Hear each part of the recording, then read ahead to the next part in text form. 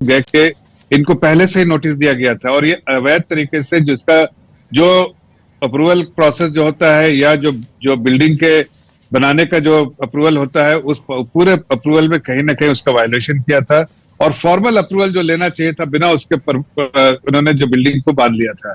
तो इसके लिए कुछ दिनों पहले ही नोटिस गया था, इससे लेना देना नहीं, लेकिन नोटिस गया था और नोटिस के हिसाब से जो माननीय कोर्ट ने भी कहा है कि कोर्ट नोटिस देने के बाद आप उनको मौका देना चाहिए, तो नोटिस तो गया हुआ था और नोटिस के बाद ही तो ये एक्शन लिया गया है। लेकिन जो भी कोर्ट में जो भी बातें रखनी है, नागपुर म्युनिसिपल कॉर्पोरेशन ने 15 तारीख को रखना है उनके लॉयर द्वारा। मैं 2-3 चीजें कहना चाहता हूं कि अगर क्राइम और करप्शन एक्सट्रीम लेवल पे बढ़ता है तो कुछ एक्सट्रीम एक्शंस भी लेने पड़ते हैं। इसका मतलब ये नहीं है कि हम कह रहे हैं कि हम हर तरह से किसी का अवैध तरीके से बना हुआ मकान को तोड़ने में भी हमको जो है झिझक होनी चाहिए।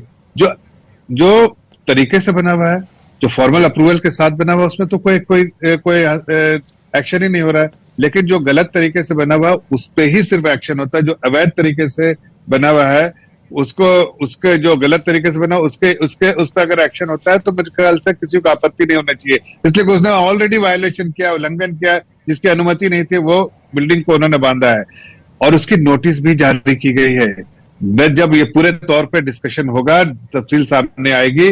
आज माननीय कोर्ट ने जो भी ऑब्जर्वेशन दिया है, जो भी उन्होंने जजमेंट दिया है, उसका मान सम्मान हम करते हैं, लेकिन जो फैक्ट्स एंड फिगर्स है वो म्युनिसिपल कॉर्पोरेशन रखेगी और उसकी जानकारी भी जो देश के और जनता को होगी, कोर्ट को भी होगी उसके बारे में।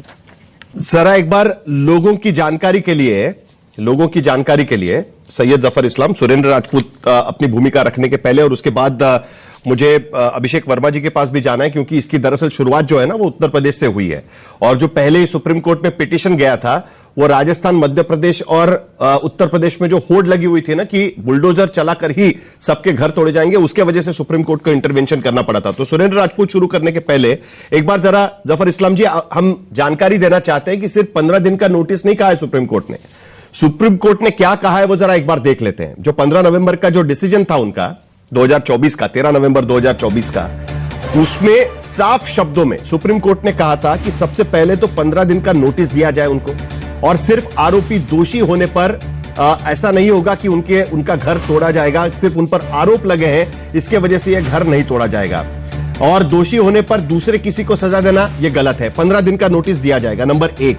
दूसरा, उस ऑर्डर में कहा गया था कि पिटिशनर का कंटेंशन क्या है वो भी सुना जाना जरूरी है, तो वो हियरिंग होना जाना चाहिए, उस हियरिंग का मिनट्स रखना चाहिए। उसके बाद जो फाइनल ऑर्डर आएगा उसमें लोकल अथॉरिटी 3 चीजें बताएगी कि उनकी फाइंडिंग्स क्या है उस पूरे हियरिंग के बाद में, उस डिमोलिशन का कारण क्या है, और उसके साथ साथ यह भी उन्हें मेंशन करना होगा कि जो कंस्ट्रक्शन किया गया है उसको सुधारा नहीं जा सकता और डिमोलिशन करना यह एक ही चारा बचा है उनके पास में। अब मुझे बताइए कि फहीम खान जिनके घर पे ये डिमोलिशन की कार्रवाई हुई और बॉम्बे हाईकोर्ट के नागपुर बेंच को उसे स्टे देना पड़ा और कहना पड़ा कि भाई ये गलत है इस तरीके से आपका तोड़ना, इसमें ये सारी चीजें क्या 15 दिन पहले से फॉलो की गई थी, ये सवाल यहां पर उठता है। तो सुरेंद्र राजपूत, जो बीजेपी कह रही है कि प्रोसीजर फॉलो किया जाता है और जो अपराधी है उनको सबक सिखाना जरूरी है, किस तरीके से देखते हैं? साहिल भाई, मैं एक तारीफ करूंगा आपकी कि आपके प्रोग्राम में आपकी फैक्ट फाइंडिंग्स और आपके जिस तरीके से आप बात करते हैं उसके बाद हम सब लोगों के लिए और नया सच लाना बड़ा मुश्किल हो जाता है, तो आप इसकी तारीफ के हकदार हैं, मुस्तहक। अब आपको बताए, जफर भाई अच्छे इंसान है, कहते हैं ना कितने मासूम लग रहे हो जफर भाई, तुमको जो जालिम कहे वो झूठा है। आप खुद जानते हैं जफर साहब कि आप गलत बोल रहे हैं, आप खुद जानते हैं कि आप इस तरीके से कुफ्र तौल रहे हैं, आप खुद जानते हैं कि आप इस वक्त रमजान में गलत बोल रहे हैं। आपको नहीं बोलना चाहिए, कम से कम कहीं तो खड़े होइए, सीधे खड़े होइए, संविधान के साथ खड़े होइए, लोगों के साथ खड़े होइए। अगर आप संविधान के साथ नहीं खड़े हो सकते और अगर आप आरोपी को और अपराधी का अंतर नहीं कर सकते तो ये आपके लिए दिक्कत का काम है, बाईस से दिक्कत है आपको, और आज नहीं तो कल आपको भी परेशानी आएगी, याद रखिएगा। याद रखिएगा, कहते ना कि जलते घर को देखने वालों फूस का छप्पर आपका है और आपके पीछे तेज हवा है और मुकद्दर आपका है, और उसके कत्ल पे मैं भी चुप था, अब मेरा नंबर आया और मेरे कत्ल पे तुम भी चुप हो, अगला नंबर आपका है। आप मुझे बता दीजिए कि किसी भी गलत आरोपी को अपराधी करना तो अदालत का काम है, पुलिस का काम है, सरकार का काम है आरोपी को अदालत पे ले जाना। और ये लोग कहते हैं कि साहब पहले से दे रखा है, पहले से इन्होंने 15,000 लोगों को नोटिस दे रखा है। मैं आपको नागपुर में भी बताता हूं, लखनऊ में भी बताता हूं, 15,000 लोगों को नोटिस दे रखा है। सबसे आसान काम हो गया है इनको, भारतीय जनता पार्टी की सरकार को, साहिल भाई, कि नंबर 1 पे बुलडोजर चलाना, दूसरा आरोपी को अपराधी बता करके उसका इनकाउंटर कर देना या हाफ इनकाउंटर कर देना, और उसके बाद उस सारी चीजों को हिंदू मुसलमान के एंगल पे ले आना, सांप्रदायिकता के जहर को लहलाती हुई फसल बनाना, और उसके बाद एक बहुत बड़ी भीड़ को आपके सामने खड़ा कर देना, हो करके, जो भीड़ कहती है नहीं ये सही हुआ। आप बात समझिए, भीड़ का न्याय और संविधान के न्याय में आपको अंतर करना पड़ेगा। आज की डेट में भारतीय जनता पार्टी भीड़ तंत्र के न्याय को प्रमुखता दे रही है, जो अपने आप में अक्षम्य अपराध की तरीके से है, देशद्रोह की तरीके से है, संविधान विरोधी काम है ये। आप अपराधी को, आरोपी को अदालत के सामने प्रस्तुत कीजिए और नियम से आप चाहे उसका बुलडोजर करिए और चाहे नियम से आप उसको फांसी पे लगाइए, लेकिन आप इनकाउंटर करते हैं, होता नहीं है। उत्तर प्रदेश में डीजीपी तक ने यह बात अपने प्रेस कॉन्फ्रेंस में कही कि हमने उसका इनकाउंटर किया। अब आप आ जाइए कि आप कर क्यों रहे हैं ऐसा? चूंकि आप कमजोर हैं, आप कायर हैं, आप रूल ऑफ लॉ को नहीं मानते हैं, आपकी अपनी जो साजिशें हैं, षड्यंत्र हैं, वो फेल हो जाते हैं। जब ये साजिशें, षड्यंत्र फेल हो जाते हैं और सरकार चलाने में आपको कुछ नहीं समझ में आता, तो आप आरोपी को अपराधी बना करके सीधे ये कार्रवाई कर देते हैं। तो ये अनुचित है साहिल भाई, ऐसी चीजों को अगर आप आरोपी रोक को नहीं लगाएंगे, अपराधी तो बना कल के, की डेट में मैं जवाब देना चाहता हूं जी।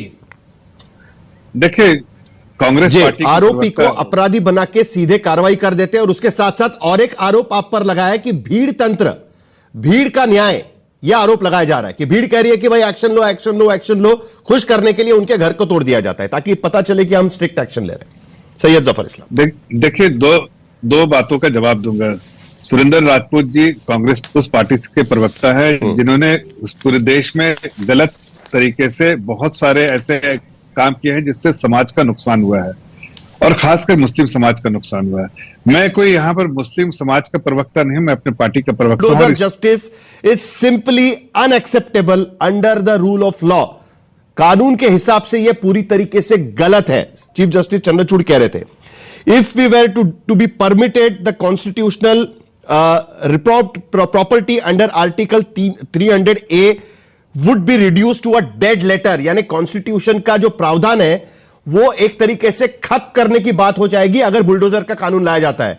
और दूसरी अहम बात, यह जजमेंट आया ही इसलिए था क्योंकि कई सारे पिटिशनर्स ने सुप्रीम कोर्ट में जाकर पिटिशन दायर किया था, यह कहते हुए कि राजस्थान, मध्य प्रदेश और उत्तर प्रदेश में बार बार इस तरीके से बुलडोजर कल्चर लाया जा रहा है, सैयद जफर इस्लाम, और इसी की वजह से सुप्रीम कोर्ट का यह ऑब्जर्वेशन था और उसके बाद उन्होंने गाइडलाइंस यहां पर लगाई थी। सुनील राजपूत कुछ कहना चाह रहे थे, उसके बाद बाकी गेस्ट के पास भी जाऊंगा जल्दी से। मैं सिर्फ इतना कहना चाहता हूं कि देखिए, आपको एक डिस्टिंक्शन करना पड़ेगा, डिफरेंशिएट करना पड़ेगा, जो अवैध तरीके से, अनऑथराइज तरीके से बने हुए हैं स्ट्रक्चर और जो सही तरीके से बने हुए स्ट्रक्चर। जो ये कोई भी एक्शन हो रहा है तो उस पर एक्शन होना ही है, इसलिए कि इलीगल स्ट्रक्चर है, अवैध तरीके से बने हुए हैं, और इस पे काम जो है म्युनिसिपल कॉर्पोरेशन की रिस्पॉन्सिबिलिटी है कि जो गलत तरीके से स्ट्रक्चर बने उसको गिराने की जिम्मेदारी है। अब इस पे किसी और चश्मे से देखने की जरूरत नहीं है, किसी और चश्मे से देखने की जरूरत नहीं है। मैं बात कर रहा हूं दो अलग अलग पहलू पे। एक के किसी क्रिमिनल का अगर